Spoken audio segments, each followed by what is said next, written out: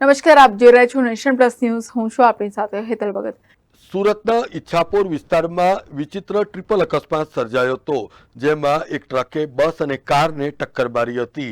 સુરતના ઈચ્છાપોર વિસ્તારમાં બેફામપણે truck હંકારીને wrong side ઉપર આવી રહેલા ટ્રક ચાલકે અકસ્માત સર્જીને બસ અને ઇનોવા કારને અડફટમાં લીધી હતી. આ બસમાં ખાનગી કંપનીના 20 જેટલા લોકો સવાર હતા અને આ ઘટનામાં અનેક લોકોને ઈજાઓ પહોંચી હતી. હજીરા ઈચ્છાપોર રોડ ઉપર અવારનવાર અકસ્માત સર્જાતા હોવાને કારણે સ્થાનિક રહીશોમાં પણ રોષ વ્યાપી ગયો છે. આ અકસ્માતના સીસીટીવી ફૂટેજ સામે આવ્યા છે. Bureau report, nation plus news, Surat.